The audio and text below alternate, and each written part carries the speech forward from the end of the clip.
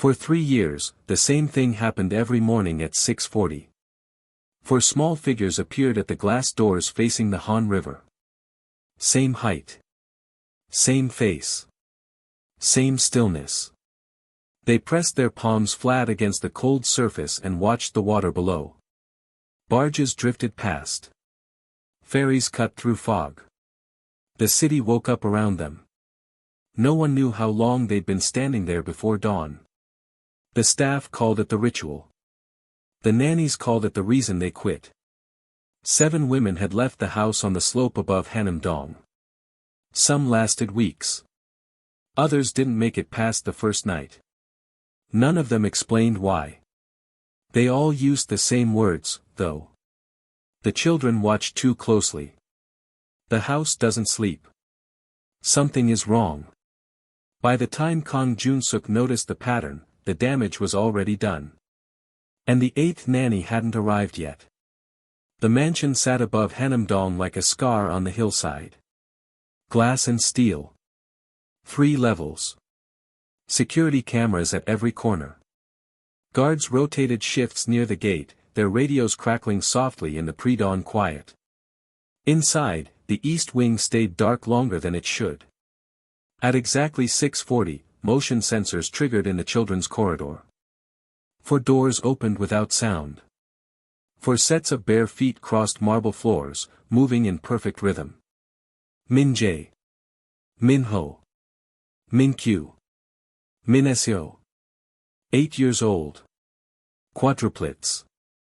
Identical down to the faint scar on their left ankles from the hospital tags. They walked to the floor-to-ceiling glass wall overlooking the river and stopped. Their palms rose together, pressed flat against the surface. Their breath fogged the glass in slow, synchronized clouds. They stared at the water. Not playing. Not fidgeting. Just watching. The guards had stopped commenting on it months ago. The kitchen staff avoided the east wing entirely before breakfast. Even the landscapers timed their arrival for after 7, when the boys finally moved away from the glass. No one wanted to be near them during the ritual. The housekeeper, Mrs. Choi, had worked in the mansion for 2 years. She'd seen enough to know when to look away. She knocked softly on the doorframe at 7:15, the same time every day. "Breakfast is ready." The boys didn't turn. She left the tray on the hallway table and walked back toward the kitchen, her shoes clicking too loudly against the tile. Behind her, one of the boys tilted his head. Just slightly. Mrs. Choi didn't look back. The nannies had all noticed the same things. The way the children moved at the same time without speaking. The way they stopped mid-step when adults entered the room, as if listening to something no one else could hear. The way the house felt awake even at 3 a.m. Footsteps in empty hallways. Lights flickering in rooms no one had entered. The faint sound of breathing near the vents. One nanny from Busan lasted 6 days. She quit after finding all 4 boys standing in her doorway at midnight, silent and unblinking. Another made it 3 weeks before she locked herself in the laundry room and refused to come out until morning. A third left a note on the kitchen counter, written in shaking handwriting. "They watch before they sleep." Mrs. Choi found it tucked under a coffee mug. She threw it away without reading it twice. The agency had stopped sending candidates. Jun-suk raised the salary. Offered bonuses. Hired a child psychologist who visited twice, asked careful questions, and wrote a report that said the boys were processing trauma in developmentally appropriate ways. Selective mutism. Attachment issues. Routine dependency. All manageable. The psychologist didn't return for a 3rd visit. No one ever said why. On a Tuesday morning in late September, the ritual happened again. 6:40, 4 boys. Glass wall. River below. But this time, the youngest, Min Seo, turned his head slightly to the left. His eyes tracked something moving across the water. A barge, maybe. Or a bird. His lips moved. No sound came out.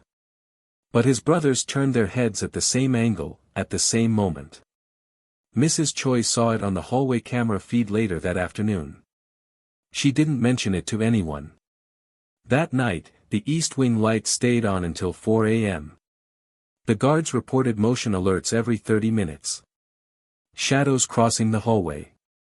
The faint sound of something dragging across the floor. When Mrs. Choi checked the boys' rooms the next morning, everything was in place. Beds made. Toys untouched. Windows closed. But the air felt different. Colder. Like something had been standing there long after the children left. She closed the door carefully and walked back downstairs. At the bottom of the staircase, she paused. Pressed her hand against the wall. And whispered a prayer her grandmother had taught her. The house didn't answer. That same week, another nanny quit. She didn't leave a note this time. She just ran. Barefoot. At 2 a.m. Through the front gate and down the hill, her coat still hanging in the entryway. Security found her waiting at a bus stop 3 kilometers away, shaking and refusing to speak. Jun-suk was notified at dawn. He stood in his office above the garage, reviewing the camera footage from the night before. The feed showed the nanny walking toward the East Wing at 1:47 a.m. She opened the door to check on the children. She stood there for 11 seconds. Then she turned and ran. Jun-suk rewound the footage. Watched it again. The boys were asleep. The room was still. Nothing had moved. But the nanny's face, captured clearly in the hallway light, looked like she'd seen something that shouldn't exist. He closed the laptop. Poured himself a drink he didn't finish. And admitted something he'd been avoiding for months. Nothing he controlled outside this house mattered inside it. Kang Jun-suk didn't believe in curses. He believed in leverage. In fear applied correctly. In debts that are always paid. At 42, he ran logistics routes that didn't appear on any official manifest. Shipping containers moved through Incheon port without inspection. Clubs in Itaewon stayed open past legal hours. High-stakes rooms in Gangnam operated behind restaurants that served no food. His name never appeared in the press. But every prosecutor in Seoul knew it. He'd built his empire carefully. Started in collections. Moved into protection. Expanded into imports when the older bosses got arrested or died. He didn't trust partners. Didn't keep friends. Loyalty was currency, and he spent it sparingly. People feared him because fear was efficient. It ended the negotiations. Prevented mistakes. Kept structures intact. He'd seen men tortured over unpaid debts. Watched rivals disappear into shallow graves near Payu. Ordered violence when words stopped working. None of it bothered him. But the house did. The mansion had been Hae-rin's idea. She wanted space. Light. A view of the river. Somewhere, their children could grow up away from the streets Jun-suk controlled. He bought it 3 months before she died. She never got to decorate the nursery. The quadruplets were born on an October night during Chuseok. 4 healthy boys. Identical. Strong lungs. No complications. The delivery took 6 hours. Hae-rin's heart stopped 11 minutes after the last baby was born.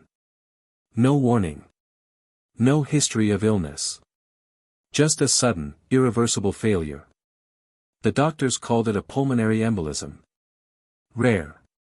Unpredictable. Nothing anyone could have prevented. Jun-suk didn't believe them. But he signed the cremation papers anyway. The funeral was private. Bonjunsa Temple. 40 people. No speeches. He stood in the back and left before the incense burned out. The boys came home 6 days later. For bassinets are arranged in the East Wing. Nurses rotating shifts. Bottles warmed on timers. Everything controlled. Everything scheduled. Jun-suk visited them twice a day. Morning and night. He didn't hold them. He watched from the doorway, hands in his pockets, making sure they were breathing. Then he left. The boys grew. Learned to walk. Started speaking, briefly, before the silence set in. Tutors came. Therapists visited. Specialists wrote reports. Jun-suk read none of them. He managed the house the way he managed his business. Delegated. Paid well. Replaced what didn't work. But nothing worked. Outside the mansion, his word was absolute. A shipment delayed in Busan. One phone call, and it moved. A district prosecutor asking questions. A meeting in a private room, and the questions stopped. He controlled ports. Politicians. Police precincts. But inside his own home, 4 8-year-old boys did whatever they wanted. They didn't listen. Didn't obey. Didn't acknowledge him. They just stood at the glass every morning and watched the river like they were waiting for something to return. Jun-suk had tried everything. New routines. Different staff. Child psychologists have been flown in from abroad. Medication suggestions he ignored. Boarding school inquiries, he abandoned. Nothing changed the ritual. Nothing stopped the nannies from leaving. He sat in his office most nights, reviewing footage from cameras placed in every corner of the house. Motion alerts. Temperature logs. Sound sensors. Data he didn't know how to interpret. One night, he watched Min-jae stand motionless in the hallway for 40 minutes. Not moving. Not blinking. Just staring at the wall. Another night, all 4 boys woke at 2:33 a.m. and walked to the glass in perfect synchronization. No communication. No signals. They just knew. Jun-suk had seen coordinated operations before. Timed raids. Planned executions. Men follow orders without hesitation. But this was different. This was something else. He poured another drink. Stared at the monitor. And admitted what he'd been avoiding. Despite all his power, despite every tool, every resource, every connection he'd built, nothing he controlled outside this house listened to him inside it. The boys didn't fear him. The staff didn't trust him. And the house itself felt like it belonged to something he couldn't name. He closed the laptop. Leaned back in his chair. And for the first time in 15 years, Kang Jun-suk felt something close to helplessness. The first nanny lasted 19 days. Middle-aged. Experienced. References from 3 diplomatic families. She arrived with a suitcase full of children's books and a patient smile. She left without the suitcase. Jun-suk found her in the driveway at dawn, waiting for a taxi she'd called herself. Her hands shook when she handed back the house keys. "I'm sorry," she said. "I can't." "Can't what?" She looked at the mansion behind him. Then back at her feet. "They don't sleep when you think they do." That was all she offered. The agency sent a replacement within the week. Younger this time.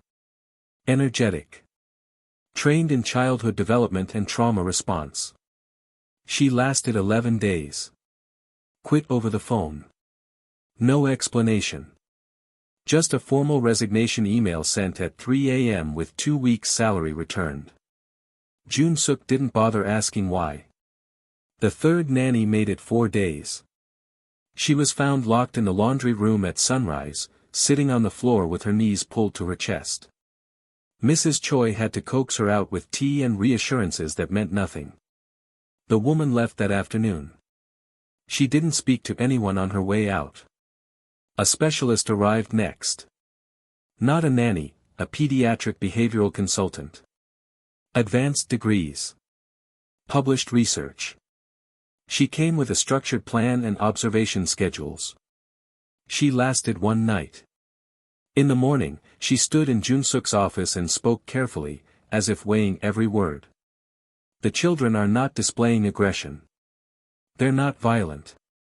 But something about their awareness is atypical. Meaning they track movement before it happens. They respond to stimuli no one else perceives. It's not pathological. It's just. She stopped. Just what? I don't have the tools to assess this environment properly. She left before lunch. The fifth nanny came from an agency specializing in high-net-worth families. Discreet. Professional. Expensive. She made it 6 days before she ran. Barefoot. In the rain. At 2 a.m. Security found her 3 kilometers down the hill, soaked and shaking, refusing to return even for her belongings. Jun Suk had her things shipped to her apartment. She never sent a thank you note. The sixth nanny seemed different.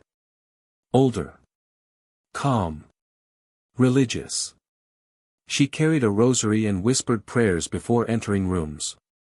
She lasted 2 weeks. Longer than anyone. Then one morning, she approached Jun Suk in the hallway and spoke in a low, steady voice. This house is not empty. What does that mean? It means I cannot stay. She left that afternoon. No dramatics. No fear. Just certainty. The seventh nanny arrived in late summer. Young. Confident. She'd worked with children on the spectrum and believed structure could solve anything. She introduced new routines. Play schedules.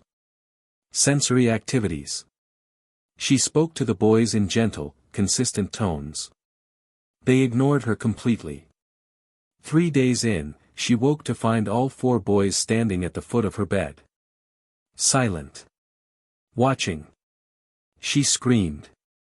The guards came running. Found her backed against the wall, hyperventilating, pointing at the empty doorway. The boys were already back in their rooms. She left a note on the kitchen counter. Mrs. Choi found it the next morning. It said only, "They watch before they sleep." Jun Suk read it once. Burned it in the office fireplace. And called the agency again. The woman on the phone sighed. "Mr. Kong, we've sent our best candidates.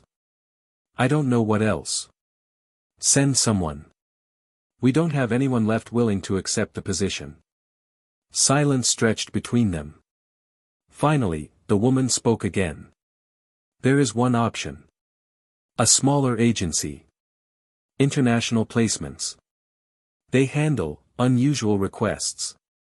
Send them. They'll need full disclosure. Medical records. Incident reports. Everything. Fine. And Mr. Kong?" "What?" "They only have one candidate willing to try." Jun Suk hung up. 3 days later, a message arrived. No phone call. No interview. Just a single-line email. Candidate arriving Monday. Name, Ameline Glovu. Jun Suk stared at the screen. He didn't recognize the name. Didn't know where she was from. Didn't care. He forwarded the message to security and closed the laptop. In the East Wing, the boys stood at the glass. 6:40 a.m. Same as always. But this time, Min Jae tilted his head slightly.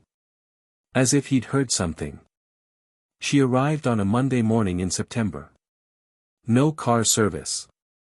No taxi. She walked up the hill from the main road, carrying a single canvas bag over her shoulder. Security called ahead. Someone's approaching the gate on foot. Jun Suk watched from his office window. She was tall. Dark-skinned. Late 20s, maybe early 30s. Her hair was tied back in a simple wrap. She wore plain clothes, black pants, a white shirt, flat shoes. Nothing remarkable. She stopped at the gate and waited. Didn't press the buzzer. Didn't check her phone. Just stood there, hands folded, looking at the house. The guard stepped out. Your name? Amelie Ndlovu. Her Korean was clear. Careful. Each syllable was pronounced correctly, as if she'd practiced it. The guard checked his tablet. Nodded. The gate slid open. She walked through without hesitation. Mrs. Choi met her at the entrance. Took her bag. Offered tea. Amelie declined politely. I'd like to meet the children first, if that's all right. Mrs. Choi glanced toward the east wing. They're in the playroom. Amelie followed her down the hallway. Jun-suk watched from the second-floor landing. She didn't look around. Didn't admire the architecture or the view. Didn't ask about the family. She just walked. The playroom was quiet when they entered. 4 boys sat on the floor, each with a different toy. Blocks. Cars. A puzzle. A book. None of them was playing. They were arranging. Min-jae lined up cars by color. Min-ho stacked blocks in perfect symmetry. Min-kyu organized puzzle pieces by shape. Min-seo turned pages without reading. Amelie stopped in the doorway. Didn't speak. Didn't move. She just watched. Mrs. Choi shifted uncomfortably. They don't usually respond to. It's all right. Amelie's voice was soft. Almost a whisper. She stepped into the room and knelt. Not close to the boys. Just inside the threshold. Low enough that her eyes were level with theirs. She didn't introduce herself. Didn't ask their names. She just sat. Min-jae glanced up. Briefly. Then returned to his car. Amelie stayed still. 5 minutes passed. Then 10. Mrs. Choi excused herself quietly. Amelie remained. Finally, Min-seo closed his book. Stood. Walked to the window. The other 3 followed without a word. They pressed their palms against the glass and stared at the river below. Amelie watched them from the floor. Then she stood. Walked slowly to the window. And knelt behind them. Not touching. Not speaking. Just watching with them. Her eyes tracked the water. The barges. The distant bridges. She hummed. Low. Wordless. A melody that didn't belong to any song Mrs. Choi recognized from the hallway. The boys didn't turn around. Didn't acknowledge her. But they didn't pull away either. That evening, Jun-suk reviewed the playroom footage. He watched Amelie kneel. Watched her wait. Watched her hum. The boy's body language didn't change. But something else did. The room felt different. Quieter. Less tense. He rewound the video. Watched it again. Amelie never asked questions. Never touched them. Never tried to redirect their attention. She just existed beside them. Like she understood something no one else had bothered to learn. That night, the East Wing went dark at 9 p.m. Earlier than usual. The guards noted it in their log. No motion alerts. No disturbances. No sounds. Jun-suk checked the cameras at midnight. All 4 boys were asleep. Amelie sat in the hallway outside their rooms, back against the wall, eyes half closed. She wasn't reading. Wasn't on her phone. Just sitting. Listening. Jun-suk closed the laptop. Poured himself a drink. And felt something he hadn't felt in months. Not relief. Not trust. Just the faint possibility that someone might actually stay. The next morning, at 6:40 a.m., the boys returned to the glass. Same ritual. Same stillness. But this time, Amelie stood behind them. She didn't try to stop them. Didn't redirect them. She just hummed again. That low, wordless melody. And for the first time in 3 years. Minho's hand slipped slightly. Just an inch. Away from the glass. Toward her. He didn't touch her. But he didn't pull away either. Jun-suk watched from the doorway. And felt something tighten in his chest. The first week passed without incident. No screaming. No resignations. No locked doors. Amelie moved through the house like water. Quiet. Steady. Present without demanding attention. She woke before the boys. Prepared their breakfast. Set out clothes. But she never forced routines. If they wanted to stand at the glass, she stood with them. If they wanted silence, she gave it. The guards noticed the difference first. Fewer motion alerts after midnight. Fewer unexplained sounds. The East Wing lights dimmed on schedule now. Mrs. Choi mentioned it carefully over tea. The house feels calmer. Jun-suk said nothing. But he checked the logs himself. She was right. Night disturbances had dropped by 60%. The boys were sleeping longer. Eating more. Their routine stabilized without anyone enforcing them. It should have been reassuring. Instead, it unsettled him. By the second week, the changes deepened. The boys began spending less time at the glass. Not eliminating the ritual, just shortening it. 20 minutes instead of 40. 15 instead of 30. Amelie never suggested it. She just stood behind them, humming occasionally, until they turned away on their own. At night, the house grew quieter still. Too quiet. Jun-suk started reviewing footage more carefully. That was when he noticed the pattern. Every night, sometime between 11 p.m. and 2 a.m., Amelie entered the boys' room. She didn't turn on the lights. She didn't check on them. She walked past their beds to the far wall. Where Heirin's painting hung. A traditional Sansuo landscape. Mountains. Mist. A river winding through valleys. Heirin had insisted on hanging it herself, weeks before the boys were born. Jun-suk had never paid attention to it. But Amelie did. She sat on the floor facing the painting. Back straight. Hands resting on her knees. Eyes fixed on the brushstrokes. Sometimes for 10 minutes. Sometimes for an hour. The boys slept through it. Every time. Jun-suk zoomed in on the footage. Her expression never changed. She didn't pray. Didn't meditate. Didn't move. She just stared. At the mountains. The mist. The river. He rewound the video. Watched her enter. Sit. Stare. Then leave. No explanation. No context. Just repetition. He checked older footage. She'd been doing it since the first night. By the third week, Mrs. Choi approached him in the hallway. Should I be concerned? About what? The new nanny. She sits in the boys' room at night. I know. Mrs. Choi hesitated. She doesn't look at them. She looks at the wall. I know. Is that normal? Jun-suk met her eyes. Nothing about this house is normal. Mrs. Choi nodded slowly. And said nothing more.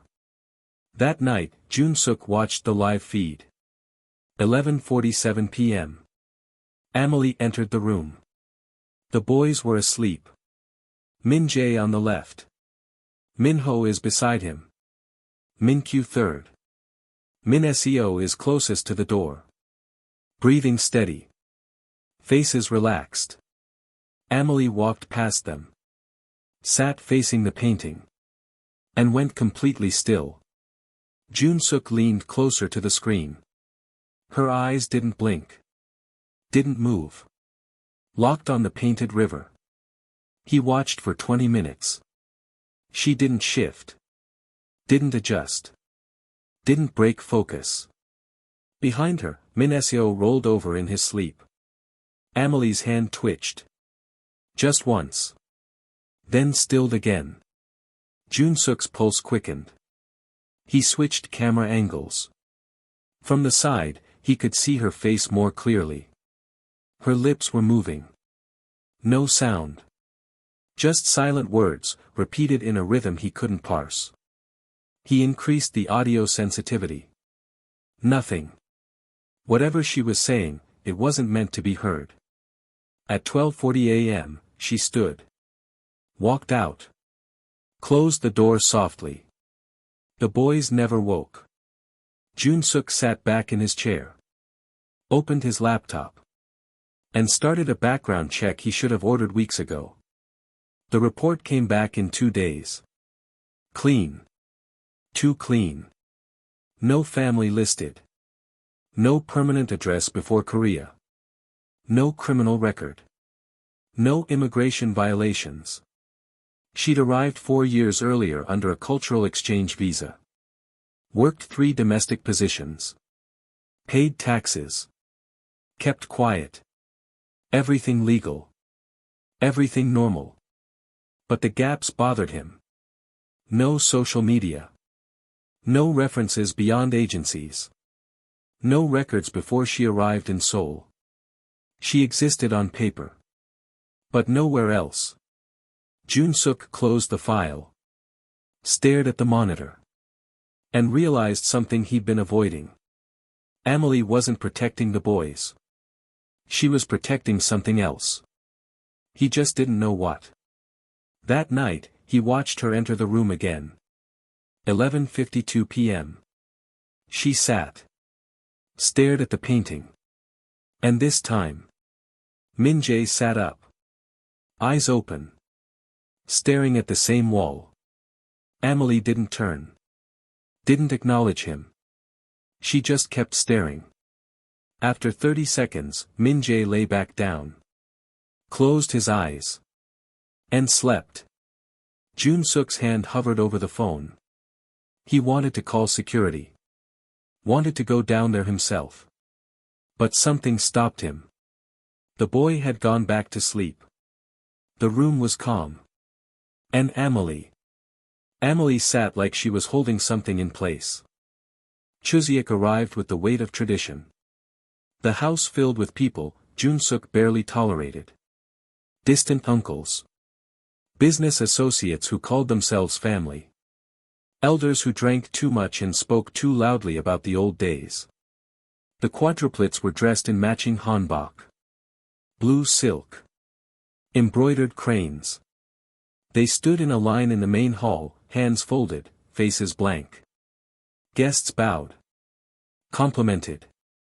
Reached out to touch their heads. The boys didn't flinch. Didn't smile. Just stood.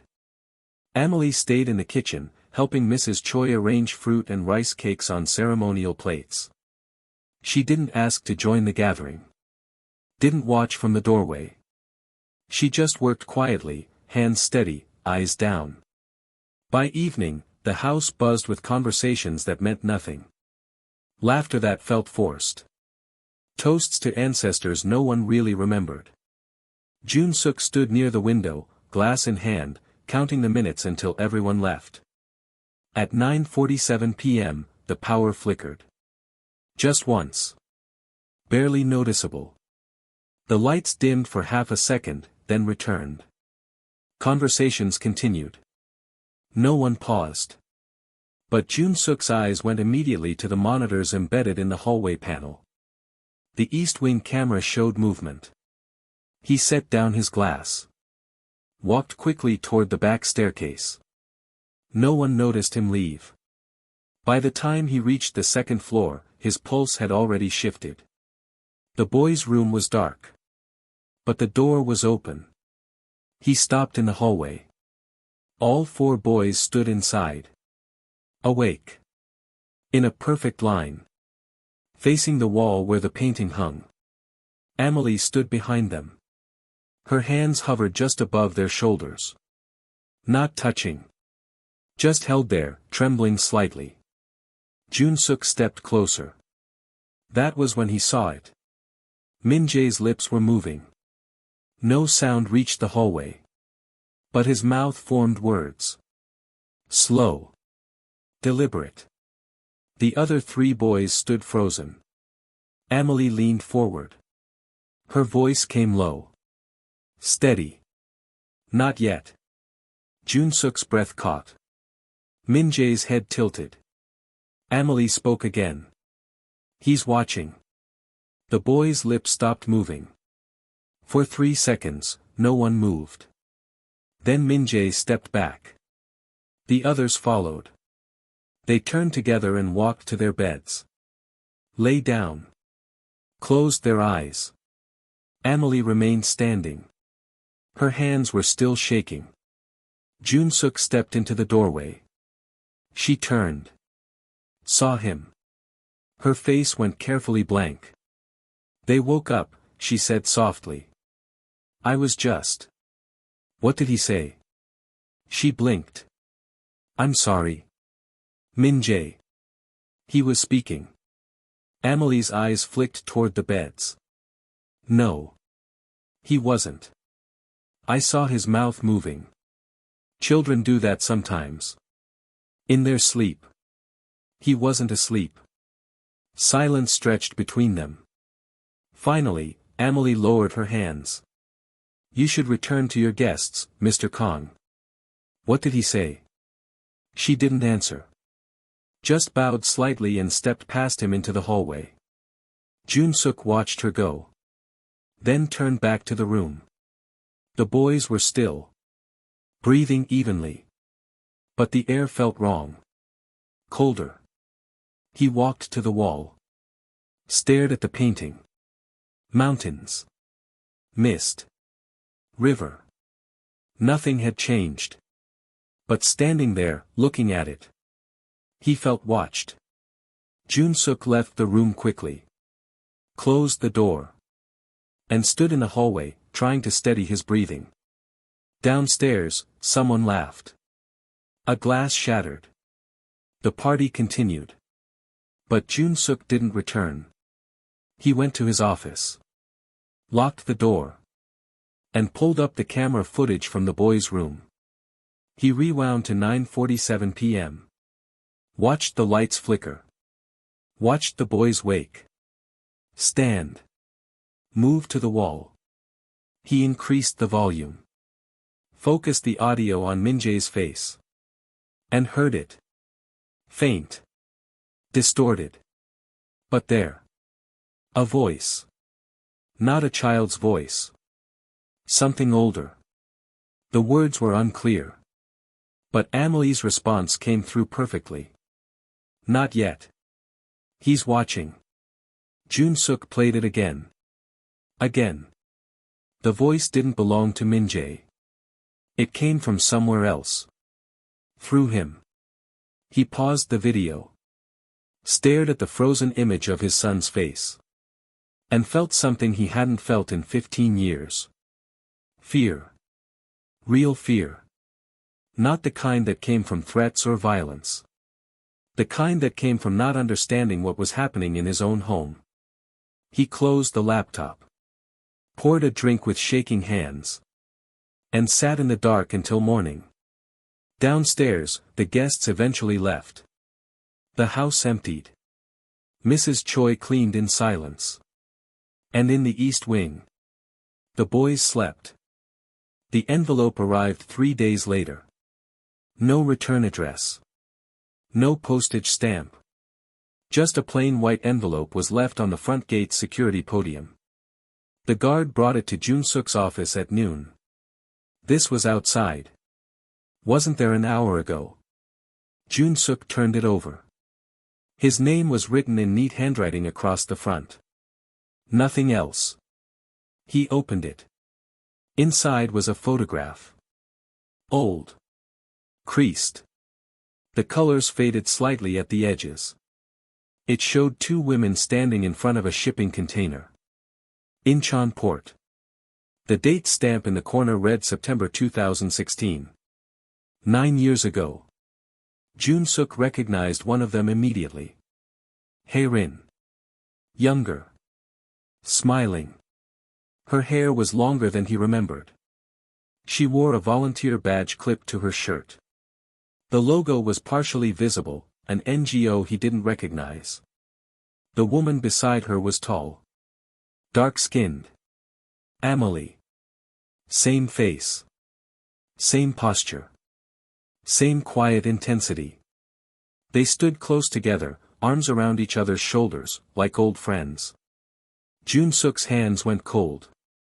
He flipped the photo over. On the back, written in Hae-rin's handwriting. If anything happens to me, trust the woman who sings to the children.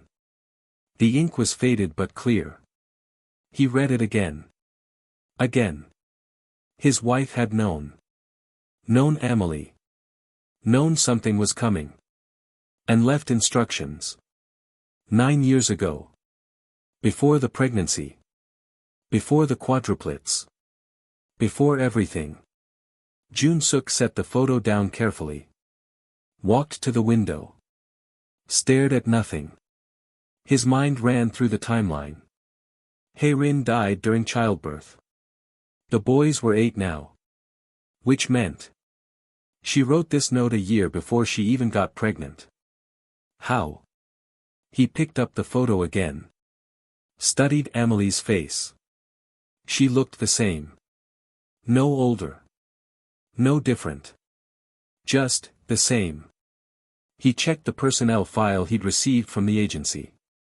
Amelie's listed age, 29. Which would have made her 20 in this photo. The face in the picture didn't look 20. It looked exactly like the woman currently living in his house. Jun-suk sat down slowly. Opened his laptop. Ran a reverse image search on a scanned copy of the photograph. Nothing. No matches. No related images. No digital footprint. He tried facial recognition software. No results. Amelie Ndlovu didn't exist online. Not on social media. Not in public records beyond her visa application. Not in any database he could access. She was a ghost. A ghost his wife had known. A ghost his wife had trusted. That evening, Jun-suk waited in the hallway outside Amelie's room. She returned from the kitchen at 8:30, carrying a cup of tea. She stopped when she saw him. Mr. Kong. He held up the photograph. Her eyes went to it immediately. Something shifted in her expression. No surprise. Not fear. Recognition. Where did you get that? It was delivered today. By whom? I was hoping you'd tell me. Amelie set down her tea. Looked at the photo for a long moment. Then met his eyes. May we speak privately? Jun-suk gestured toward his office.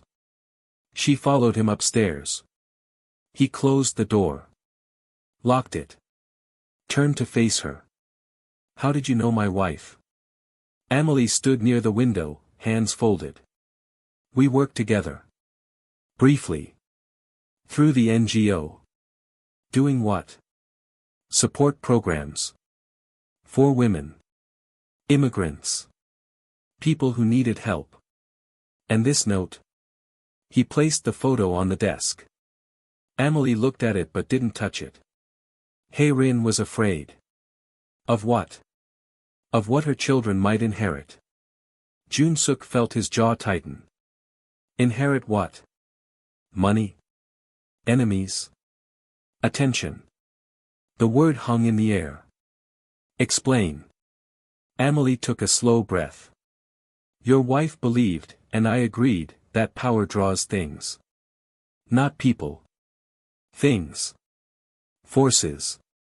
Presences that notice families like yours. That's insane. Is it? She met his eyes evenly. 7 nannies quit. Specialists refuse to return. Your children perform rituals no one taught them. And you.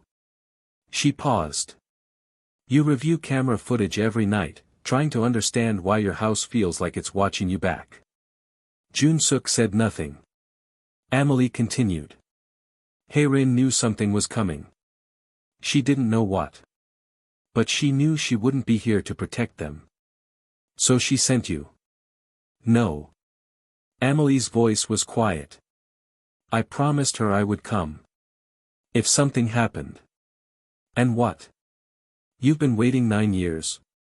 I've been preparing for 9 years. Jun-suk stared at her. Preparing for what? Amelie looked toward the window. Toward the east wing. For the moment, they remember. Remember what? She turned back to him. What they were before they were born. Silence filled the room.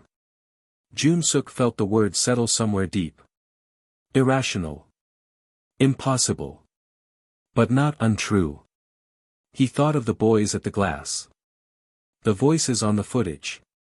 The way they moved was in perfect synchronization. The way the house felt alive.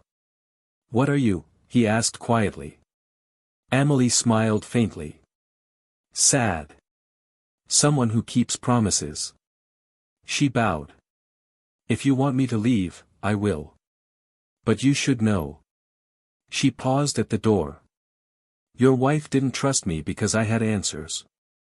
Then why? Amelie looked back at him. Because I was the only one willing to stay. She left. Jun-suk stood alone in his office. Holding a photograph of 2 women who had known something he still didn't understand. And for the first time. He believed her. Jun-suk didn't sleep that night. He sat in his office, staring at the photograph until the edges blurred. At 6:40 a.m., the boys appeared at the glass. Same ritual. Same stillness. But this time, Jun-suk watched from the hallway. Amelie stood behind them as always. Humming softly. Hands loose at her sides. Min-jae tilted his head. Just slightly. Toward her. She stopped humming. The boy's hand lifted from the glass. Hovered. Then returned. Amelie's eyes closed briefly. When she opened them, Jun-suk was standing in the doorway. She didn't startle. Just nodded once. After breakfast, she found him in the garden. He was smoking. Something he rarely did. You want answers, she said. Not a question. Jun-suk exhaled smoke. Start with the truth. Amelie sat on the stone bench nearby. She didn't look at him. Looked at the river below instead. The boys were born aware. Not as children are. As something older. That doesn't mean anything. It means they remember things they shouldn't. Things that happened before they had language. Before they had bodies. Jun-suk turned to face her. You're saying they're possessed. No. Amelie's voice was firm. Possession implies something external. This is internal. They are what they've always been. They just forgot for a while. Forgot what? That they were waiting. Jun-suk ground out his cigarette. For what? Amelie finally looked at him. For permission. The word felt heavy. Wrong. Permission to do what? To finish what they started. Jun-suk felt his patience fraying. Stop speaking in riddles. Amelie stood. Walked to the edge of the garden wall. When she spoke again, her voice was quieter. Your wife died the moment the last child was born. Not from medical failure. From transfer. Transfer of what? Whatever she was protecting. Whatever she was holding back. She turned. It went into them. All 4. Divided equally. Jun-suk's throat tightened. You're saying my sons killed their mother? No. Amelie stepped closer. I'm saying your wife gave her life to contain something. And your sons inherited the burden. What burden? Attention. That word again. You keep saying that. What does it mean? Amelie's hands folded together. Families like yours, families built on power, fear, control, they draw things. Not criminals. Not rivals. Things that feed on hierarchy. On dominance. On the violence that keeps systems intact. Jun-suk stared at her. You sound insane. I know. She didn't flinch. But you felt it. The house. The way it watches. The way rooms feel occupied even when they're empty. He said nothing. Because she was right. Amelie continued.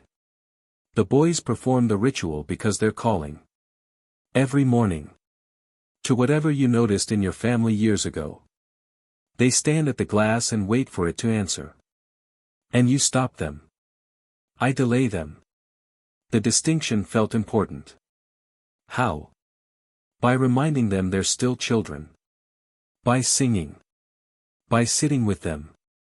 By being present enough that the other thing stays quiet.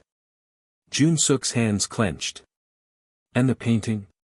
Why do you stare at it every night? Amelie hesitated. Your wife painted over something. What? I don't know.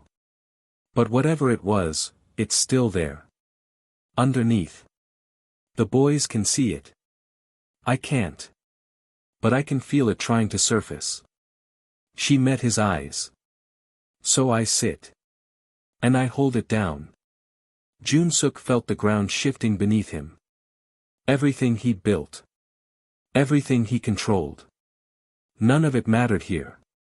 Why didn't Herin tell me? Amelie's expression softened. Because you would have done what you're doing now. Tried to fix it with money. With power. With control. She paused. This can't be fixed that way. Then how? By choosing. Choosing what? Amelie looked toward the house. What do you want them to inherit? Your empire, or their freedom? Jun-suk's voice came out rough. They're 8 years old. They're older than that. And you know it. He did. God help him, he did. The silence stretched. Finally, Amelie spoke again. I can keep them stable. For now. But they're growing. Getting stronger. And eventually. Eventually what? Eventually, they'll stop needing permission. Jun-suk felt ice crawl up his spine. And then? Amelie's voice was barely a whisper. Then whatever they're calling will answer. She walked past him. Stopped at the doorway. You asked for the truth, Mr. Kong. Now you have it. She left him standing in the garden. Alone. With the weight of something he couldn't see but could no longer deny. Inside the house, the boys finished breakfast. Lined up their plates. And walked silently back to the glass. Waiting. Always waiting. Amelie requested a day off on a Thursday. The first since she'd arrived. She asked politely. Gave no reason. Just a single day. Jun-suk approved it without question. He shouldn't have. She left on Friday morning. Took the early bus into the city. Said she'd return by evening. The house felt different immediately. Not louder. Not emptier. Just, aware. Mrs. Choi noticed it first. The boys are quieter today. Jun-suk glanced toward the east wing. They're always quiet. No. This is different. She was right. At breakfast, the quadruplets sat without moving. Didn't touch their food. Didn't look at each other. They just stared. At the table. At the walls. At nothing. By midday, they'd migrated to the glass. 6:40 had long passed, but they stood there anyway. Palms pressed flat. Eyes fixed on the river. The guards reported it at 2 p.m. They haven't moved in 3 hours. Jun-suk watched the monitor. The boys stood in perfect formation. Shoulders aligned. Heads at identical angles. Not fidgeting. Not shifting weight.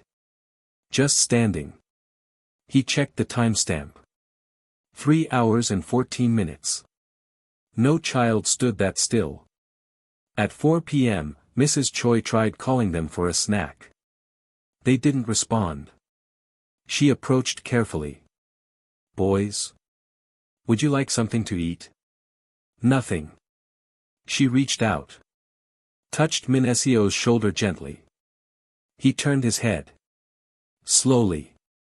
His eyes met hers. And she stepped back.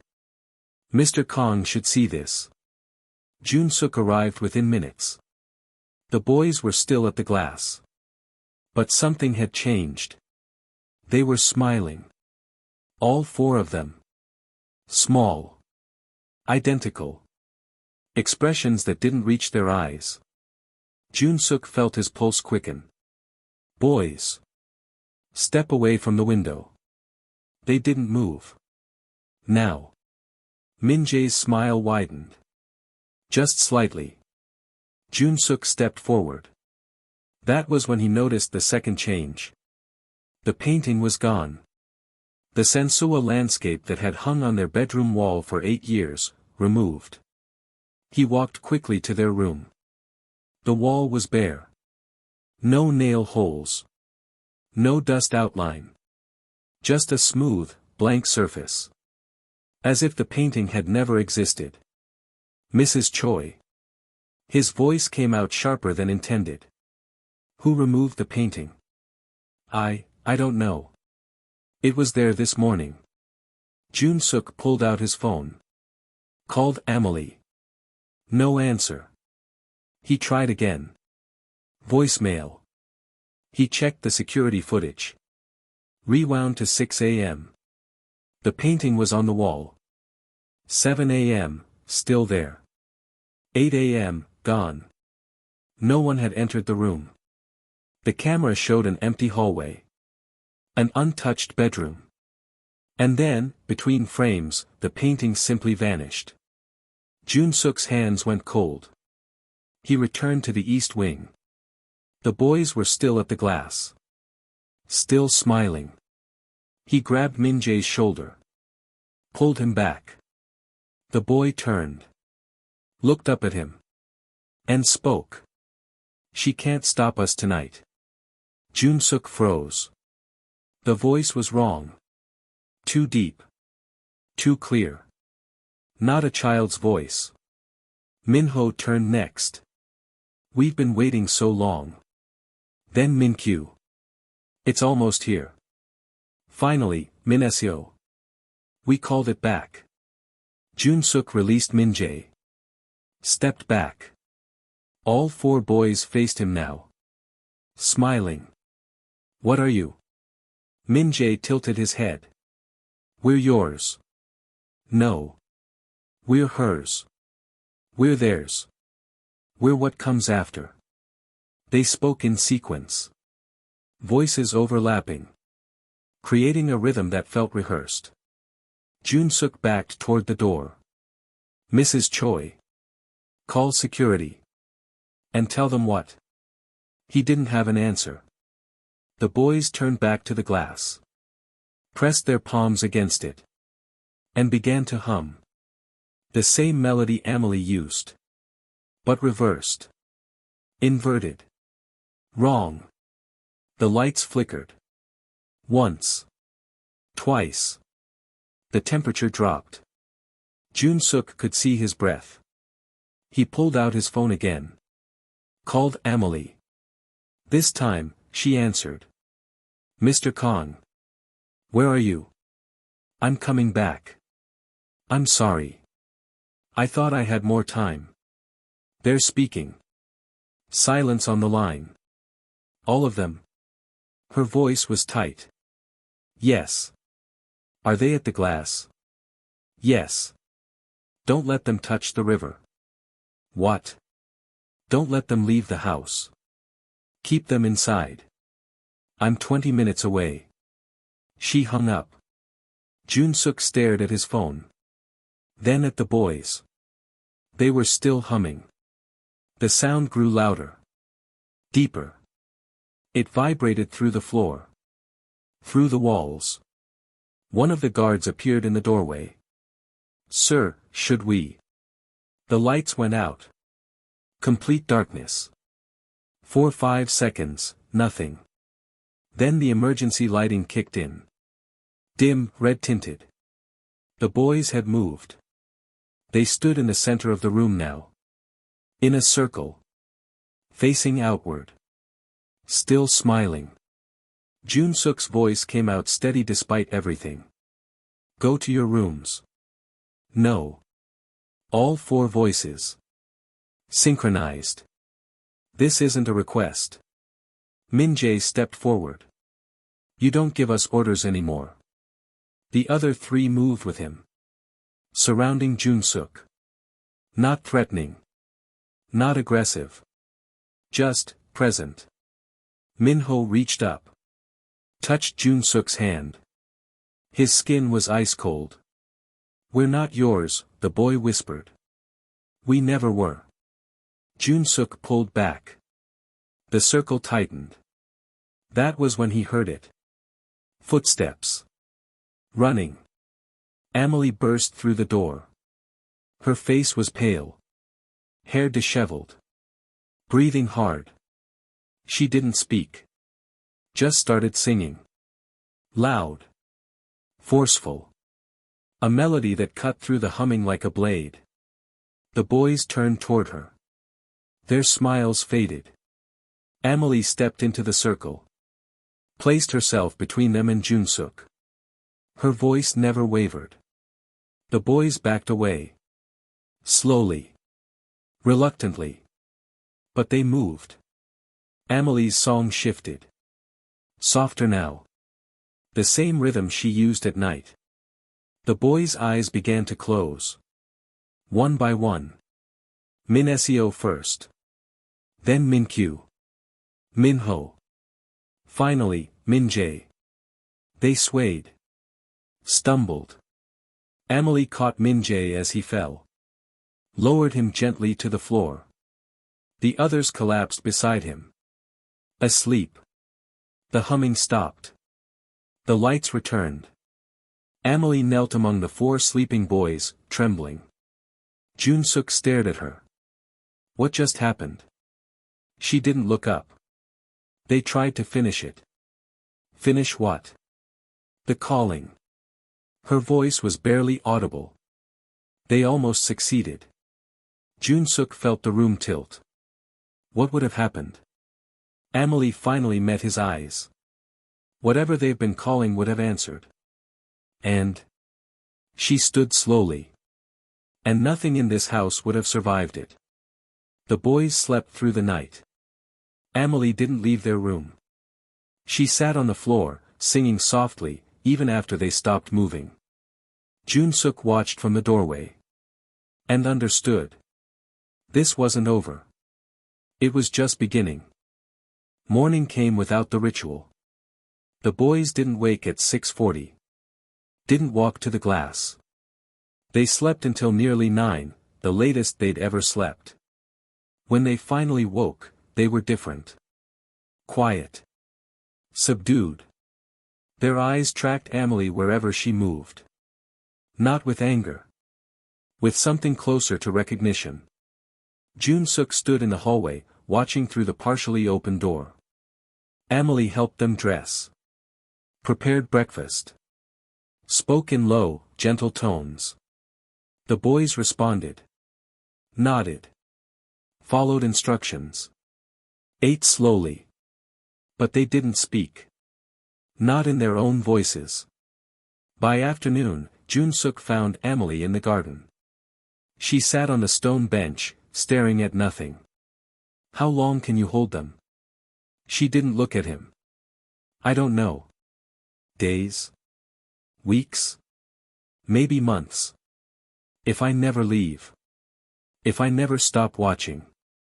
And then? Amelie's hands folded together. Then I fail. Or I break. Or they grow too strong. Jun-suk sat beside her. There has to be another way. There is. He turned. What? Amelie looked toward the house. You let them go. Go where? Away from here. Away from your world. Away from the power that feeds what's inside them. Jun-suk's jaw tightened. They're 8 years old. They're older than you. Older than me. Older than anything that should exist in a child's body. Her voice was steady. Your wife knew that. That's why she tried to contain it. But containment isn't permanent. So what do you suggest? I abandon my sons. I suggest you choose what kind of father you want to be. The words hit harder than they should have. Amelie continued. Right now, they're tied to this house. To your empire. To the violence and control that built everything around them. That power draws attention. Feeds what's waiting inside them. And if I remove them from it, maybe they become children again. Maybe they forget. Maybe the thing watching loses interest. Maybe. Maybe. She met his eyes. Or you keep them here. Keep building. Keep controlling. And eventually, they finish what they started. Which is? Amelie's voice dropped. Becoming the thing your wife died trying to stop. Silence filled the space between them. Jun-suk thought of Hae-rin. Of the photograph. Of the note she'd left. Trust the woman who sings to the children. She'd known. Known he'd have to choose. What did my wife want? He asked quietly. Amelie's expression softened. She wanted them free. Not powerful. Not feared. Just, free. And what do you want? Amelie stood. I want to keep my promise. But I can't do it forever. She looked at him. You'll have to decide which inheritance you leave them. Your empire, or their lives. She walked toward the house. Jun-suk sat alone in the fading light. Inside, the boys gathered at the glass again. But this time, they didn't press their palms against it. They just stood. Waiting. Amelie entered the room. Knelt behind them. And began to sing. The melody wrapped around them like a barrier. Soft. Persistent. Fragile. Min-jae's hand lifted slightly. Hovered near the glass. Then lowered. Amelie's voice trembled. She closed her eyes. Kept singing. Behind her, the wall where the painting had hung remained bare. Smooth. Empty. But if you looked closely, if you stood at the right angle in the right light, you could see something underneath. Lines. Shapes. Patterns that shouldn't exist in blank plaster. A river. Not painted. Carved. Waiting to be revealed. That night, Jun-suk reviewed footage from the previous evening. The moment the boys had spoken. The moment they'd surrounded him. The moment Amelie had stopped them. He paused on Min-jae's face. The smile. The wrong voice. And underneath it, barely visible. Something else is looking out. He closed the laptop. Walked to the boys' room. They were asleep. Amelie sat in her usual spot, staring at the wall. I need to ask you something. She didn't turn. What happens if I choose wrong? Amelie's shoulders rose. Fell. The house empties. The river calls. And something that's been waiting for 8 years finally comes home. And if I choose right? Then maybe, just maybe, they get to be children. Jun-suk stepped into the room. Looked at his sleeping sons. 4 identical faces. Peaceful in sleep. But he could feel it. The thing underneath. Watching. Waiting. How much time do I have? Amelie's voice was barely a whisper. Less than you think. He nodded. Turned to leave. Stopped at the door. Thank you. For staying. Amelie didn't respond. Just kept staring at the wall. Holding back what lived beneath. Outside, the river moved in darkness. Barges drifted past. The city glowed.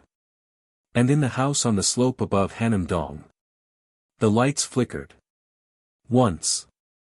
Then held. For now.